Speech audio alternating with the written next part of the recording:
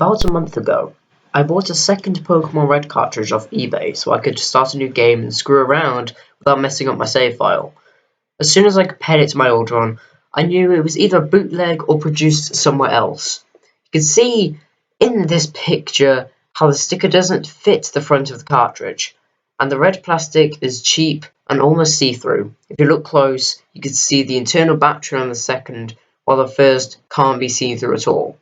When I started it up, it only had one option: New Game, and unlike the well-loved cartridge I'd been using, it didn't have any wear marks from being inserted into the Game Boy Color or anything indicating it had been used.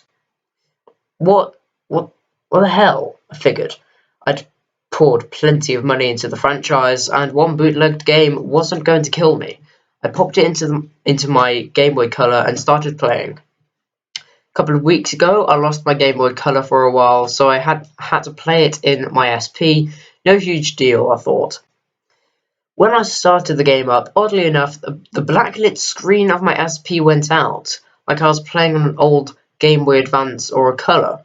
I thought that was pretty weird, considering the lower setting of my SP's screen was brighter than the high setting in all my friends' SPs, as I take good care of it, and it was unlikely that the backlight would be going anytime soon. But as soon as I switched to playing Sapphire, the screen lit back up. I'd played my other Red on this SP plentifully, and it had never dimmed for an old Game Boy game, so I attributed it to the game itself being poorly made. About now, you're probably wondering when I'm going to start telling you about how these were unknown in my party, and the buried alive guy in Lavender Town started eating my player character, because any pre-owned bootleg game store is bound to have some creepy hacked stuff. Well, it wasn't that simple. I played through Lavender Town, the Pokemon Tower, all of that, and nothing unusual happened. I didn't go mad from the music and feel suicidal. My Pokemon never turned white and started crying tears of blood or anything like that. However, as I continued playing, it became apparent to me that this game had some glitches.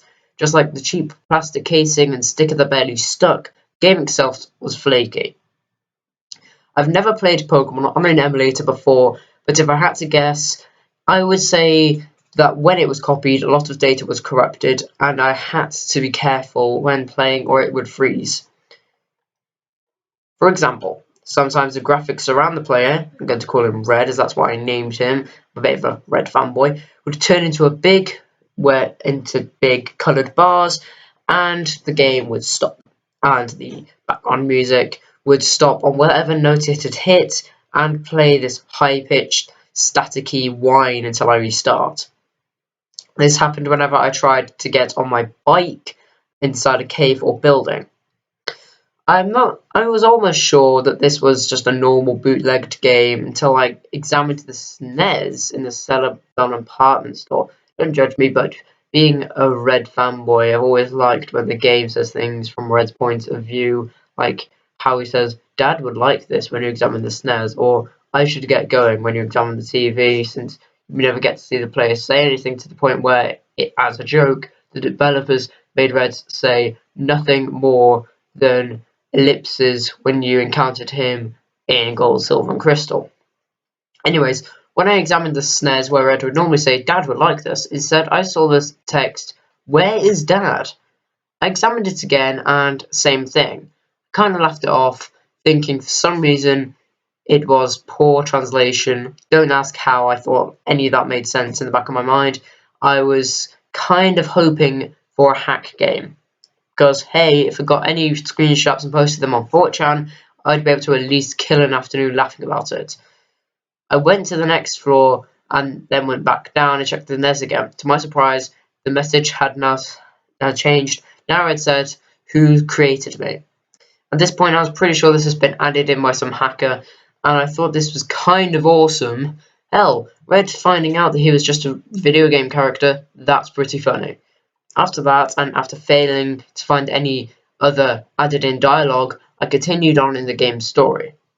At that point, I was about near the part where you surfed to Cinnabar and the Seafoam Islands, but the glitching was getting worse. Sometimes the map would get distorted, like Glitch City, and Red would be surfing on a tree or a house or some stuff, and I couldn't move. I had to fly out and try again. As a kid, I'd always liked doing Missing No and Glitch City, and I had a Game Shark back in the day, so the glitches were kind of cool. Eventually, I made it to Cinnabar. Now, being an avid glitcher way back then, of course, the first thing I did was fly back to Viridian to do the old man trick, but no matter how many times I tried, I could never get Missing No to appear. I thought maybe the ROM had been edited to prevent glitching, but that clearly wasn't the case, as the thing had more bugs than Viridian Forest. Instead, when I entered the Pokemon Mansion, I was greeted by the following text window. Red. Nice try, Red. It was obvious that where Red would be the name of whatever you named the player. What freaked me out was Red in all caps as the speaker. At this point, I know I had to have an edited the game. The player character was telling me, nice try, after I'd failed to do a Missing No.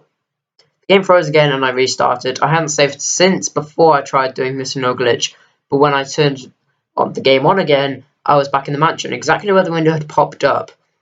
I could start to move again, so I went ahead and played through the mansion. Call me a scaredy cat, but despite my excitement, I was scared. So I played slowly, and with all the lights on, I was still playing on my SP, and the internal lights still didn't work. So I used just that as justification for me being a massive scaredy cat. Things only got weirder after I left the mansion. I got a message. EA, ding dong, time's up, your Safari game is over. Having done Glitch City in the past, I knew this happened whenever you flew out of the Safari Zone. As expected, I was outside the Safari Zone gate the next time I hit A, with the attendants asking me if I got at a good haul. I had an immense feeling of foreboding when I went to leave the gate. Scared I'd be in Glitch City, or even worse, I had a flyer, but you have to understand, this is all a little unnerving. Instead, I was in Pallet Town, but there was no music, nothing. I know the text window appeared. Red. This isn't where I'm from. I've been lied to.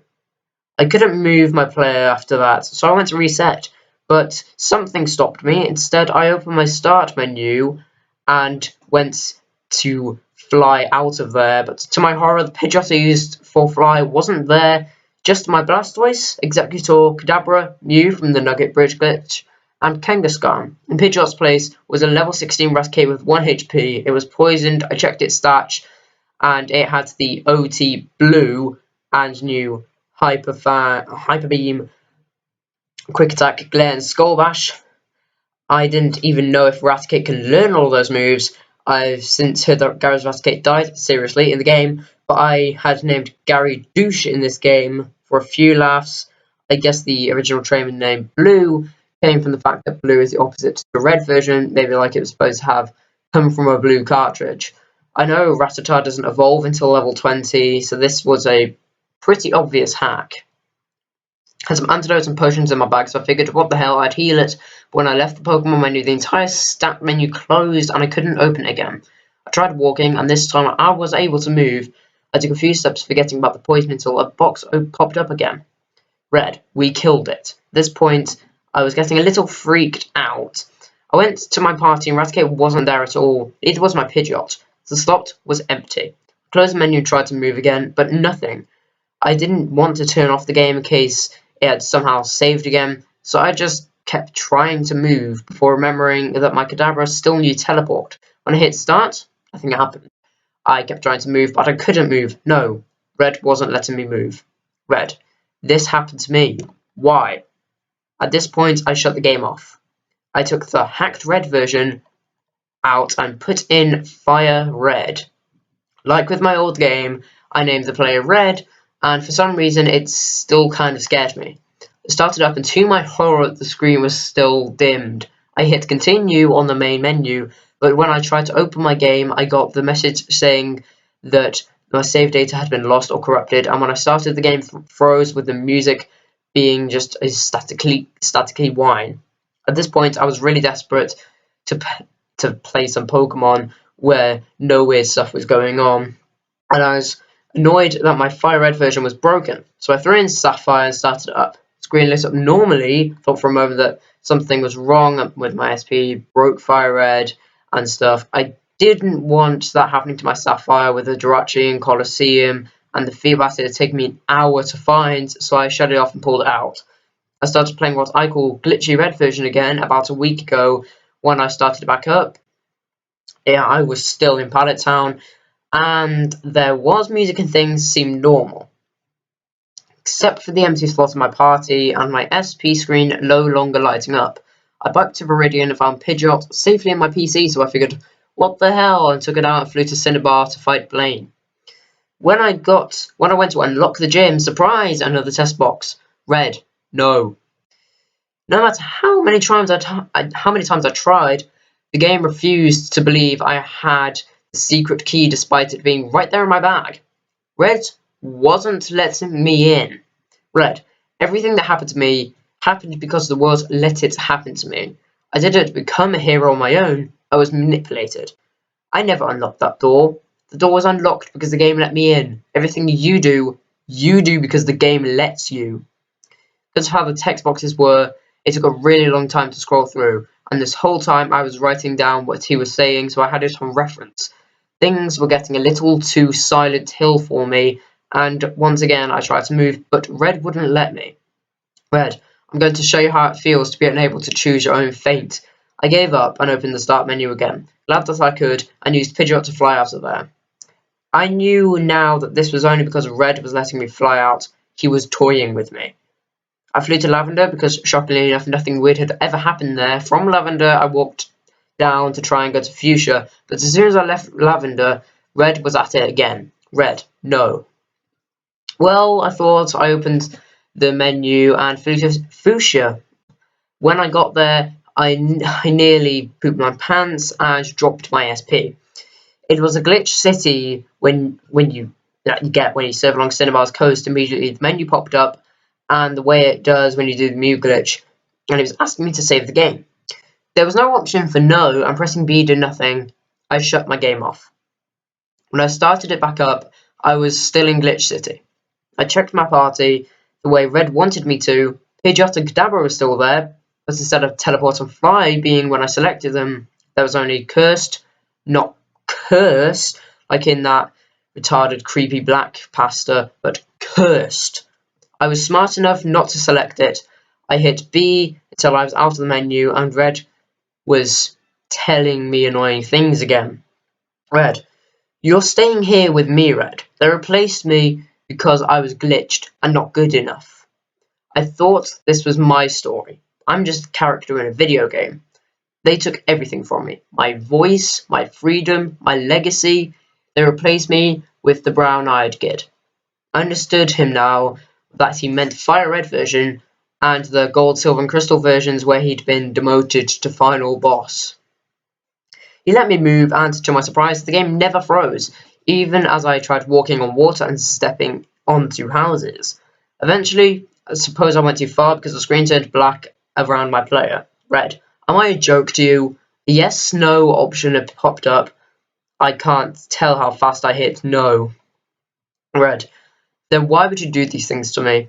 Why do you corrupt my world and show me glitches that aren't meant to be? Why do you want to hurt me with missing no? I never wanted to hurt Red. It was just for fun. The game had bugs, and we've all explored them for fun, right? Red, why did I have to die? Just because I'm a hero? I shut my game off that night. I had a dream where I was a Pokemon trainer, the player from Fire Red, who I will never think about as Red. I was chased by a white pale body. While I can't feel pain in my dreams, I know some people can. The pale figure eventually caught me and ripped at my chest and side with its nails. Last thing I saw before I woke up was the face of my attacker. A little boy with bright red eyes, black hair, and a red and white hat. For the next few days when I played, it was because I had to. I was trapped in the blackness because Red refused to let me go. Because he was forsaken and forgotten. Left to just be abused by players who come back out of nostalgia and to exploit the bugs. Because I played so much, I almost always have a headache from the high-pitched noises the game makes. I had to call out of work sick. I can never move, and I found comfort in staring at the screen with a background and my player. Red didn't say anything to me. I couldn't play Fire Red again, even though it worked on my DS. Yesterday, I finally got to Mount Silver on Heart Gold, and I couldn't bring myself to battle Red. I don't know what he'd do if I beat his replacement. Would he be angry? Happy? Would his defeat put his spirit at peace? I don't know. But no matter how many times I play through the games, Red will suffer the same fate, because he is a hero, and because the games will let him only go so far. Red will never again be able to experience the glory of being the hero, and neither will he, no matter how many times you start a new game. It will never be the same as the first time you played it. You know what's going to happen, you will play for nostalgia, because it's just a game to you now. I killed Red, and so did you. Unlike Ash Ketchum, he's never going to be the hero of another new game in a brand new region. In Heart Gold, Gold's successor, Ethan, who had taken his accomplishments from him, being the one to catch the Pokemon Red had fought so hard for, Mewtwo, Zapdos, Articuno, and Moltres. His life is over for him. He became such a legend that there was nothing left of him to even be proud of. I finished Glitchy Red yesterday. When I finally checked my trainer card, there was a sprite of Red, and he appeared in Gold, Silver, and Crystal. But in the game's same monochrome color scheme, just red and green. When I looked closer, the red pixels making up his shirt looked darker and arranged oddly, almost like he was bleeding from the chest. None of my badges or time played or trainer ID, just that sprite. When I returned to the menu, instead of my name appearing as Red, there was the word Gone for my trainer card. I selected it, and this time the card was blank. Red. Go ahead and forget me now. Goodbye. Game reset, where it does after you beat the champion, and this time there's only one option. New game. I found my Game Boy Color earlier today and started playing on there. When I played on my SP, the screen lit up and everything was normal. I had to start a new game on my Fire Red, but it's working again. Even the bootlegged Red version plays normally, no glitches. But I can never see Red's silence the same ever again, or in the hilarious Missing No and Glitch City bugs. I have a much deeper respect for the silence protagonists in the game, for all we put them through. Lavender Town used to creep me out, but now I find it very peaceful. As even Red, who wanted revenge on the world, was treated horribly, could never mess with the resting peace of fallen Pokemon. Someday, I hope I stop waking up with scratches on my torso.